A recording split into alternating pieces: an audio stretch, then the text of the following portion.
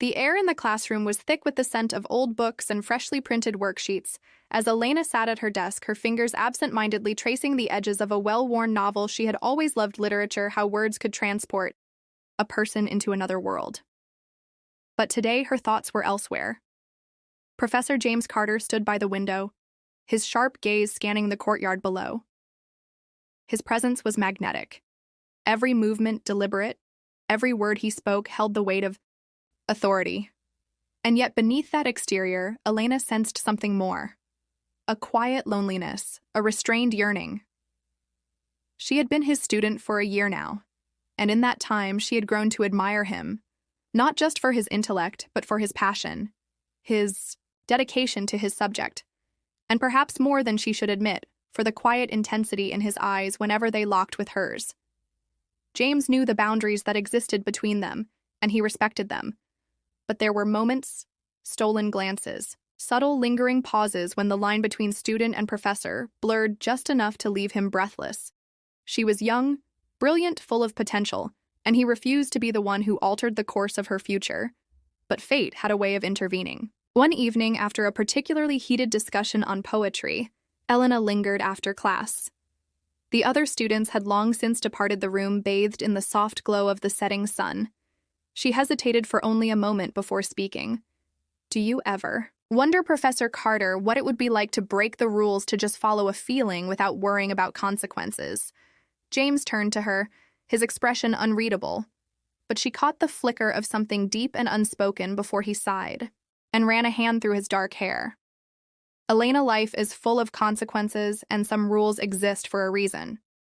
She stepped closer, not touching him, but close enough to hear the unsteady rhythm of his breath. "I know, but some moments are worth the risk." His restraint wavered for just a second, just long enough for him to wonder, just long enough for her to see the conflict in his eyes before he stepped back, shaking his head, his voice rough.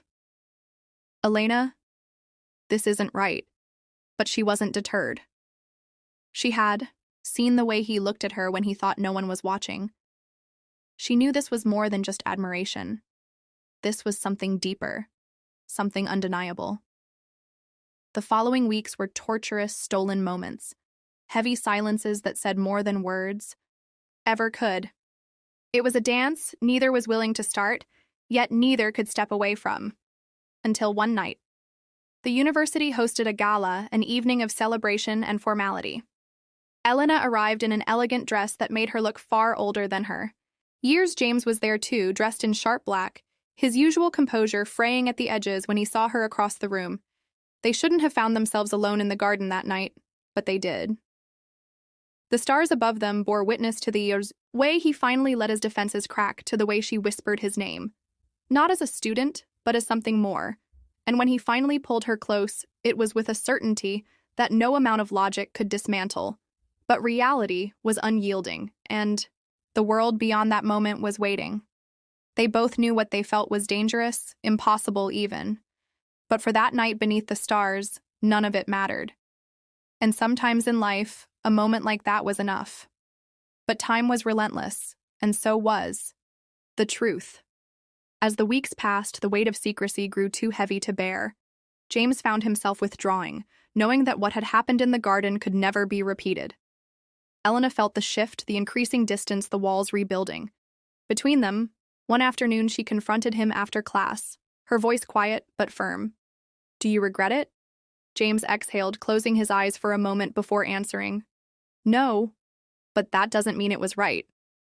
Elena nodded, accepting the truth she had already known. She smiled softly, one filled with understanding and bittersweet acceptance. "Then let this be a memory, one we cherish but do not chase." He looked at her, then really looked at her, and he saw not just a student, but a woman strong, wise beyond her years. She turned to leave, pausing only once before stepping through the door, and just like that, the moment ended. But it would never fade. It would remain a whisper in the back of their minds, a fleeting glimpse of what could have been a love that existed in stolen glances and unspoken words, a love that burned brightly if only for a moment.